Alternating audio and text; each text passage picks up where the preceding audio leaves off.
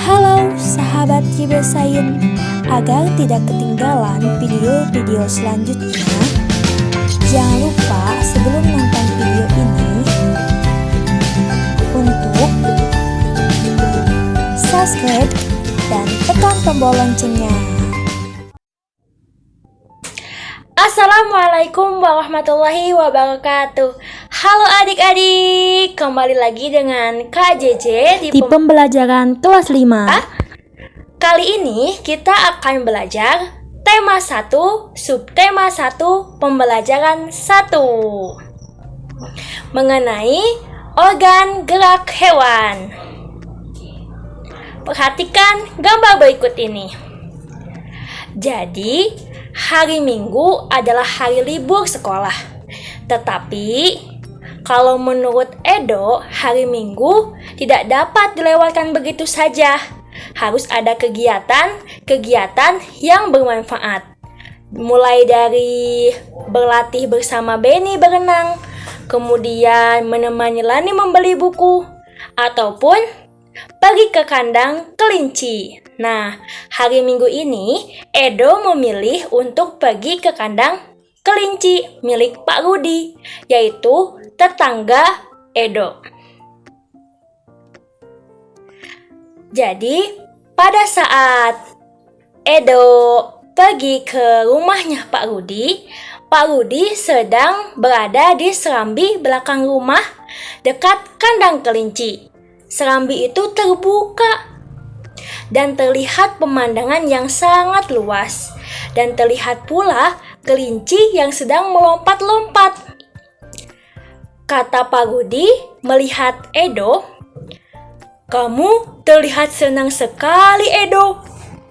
Kata Edo, "Benar Pak Rudi, saya sedang memperhatikan kelinci-kelinci yang lincah melompat ke sana kemari." Kata Pak Rudi, "Memang demikian, Edo. Kelinci dapat melompat-lompat ke sana kemari karena dia memiliki organ gerak." Nah, lalu perhatikan gambar berikut ini. Di sana ada sebuah percakapan Edo dan Pak Rudi. Dari Edo dulu ya. "Pak, lucu ya, kelinci-kelinci itu bulunya tebal dan gerak-geraknya lincah.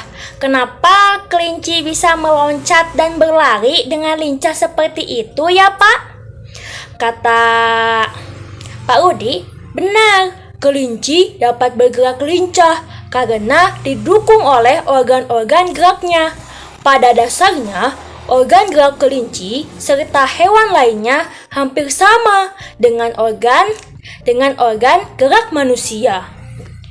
Oh, jadi Edo tahu nih, kalau tanpa organ gerak, kita tidak dapat melakukan kegiatan apapun. Ayo membaca. Ada sebuah teks yang berjudul Organ Gerak Manusia dan Hewan. Kita baca sama-sama ya. Salah satu ciri dari makhluk hidup adalah bergerak.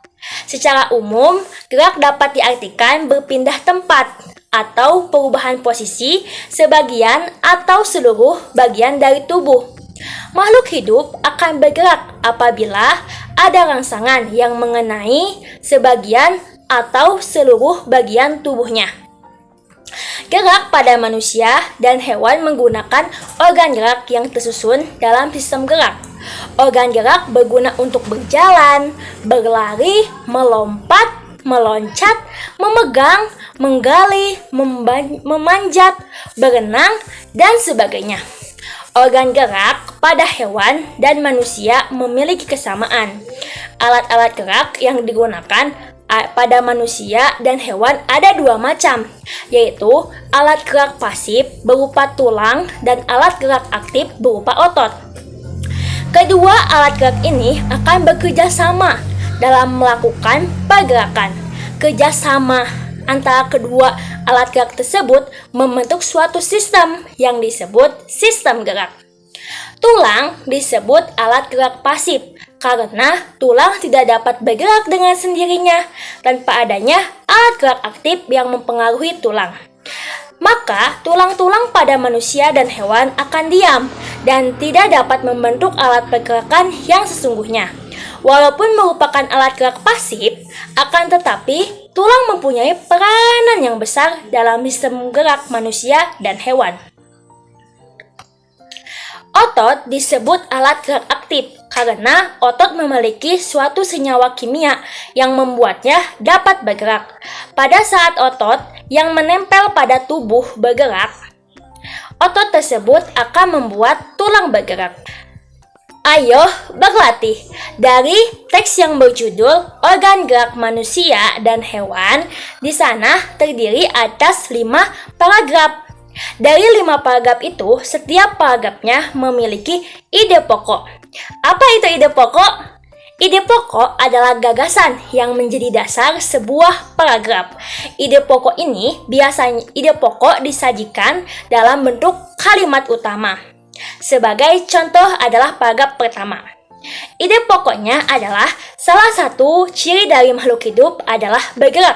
Sedangkan kalimat pengembangnya adalah kalimat selain dari ide pokok, yaitu secara umum gerak dapat diartikan berpindah tempat atau perubahan posisi sebagai atau sebagian atau seluruh bagian dari tubuh makhluk hidup. Nah, coba untuk paragraf kedua, paragraf ketiga, 4 dan 5, adik-adik tentukan ya ide pokok dan kalimat pengembangnya. Ayo menulis. Bagian ini terdapat sebuah ide pokok yang telah disediakan. Yang pertama, organ gerak terdiri atas 2 macam. Adik-adik tinggal buat menjadi sebuah paragraf. Yang kedua, begitupun sama. Organ gerak banyak sekali fungsinya. Buat juga ya paragrafnya. Dan yang terakhir, ada ide pokok. Tanpa ada organ gerak, manusia tidak dapat bergerak. Buat juga ya paragrafnya. Sekarang, ayo berdiskusi. Adik-adik dapat mengajak keluarga, ayah, ibu, kakak, ataupun adik yang ada di rumah untuk diajak diskusi, mendiskusikan pengertian ide pokok bacaan, kemudian fungsi ide pokok bacaan, dan cara menentukan ide pokok bacaan. Hasil diskusinya jangan lupa tuliskan di tabel ini, dan juga tuliskan juga ya kesimpulannya. Ayo renungkan. Sekarang adik-adik coba cari teks bacaan lainnya dan adik-adik tentukan mana ide pokok dan juga kalimat pengembangnya. Alhamdulillahirrabbilalamin, pembelajaran hari ini telah usai. Adik-adik jangan lupa untuk kerjakan tugas-tugasnya ya. Sampai jumpa di esok hari. Tetap semangat walaupun pembelajaran daring. Wassalamualaikum warahmatullahi wabarakatuh. Dadah.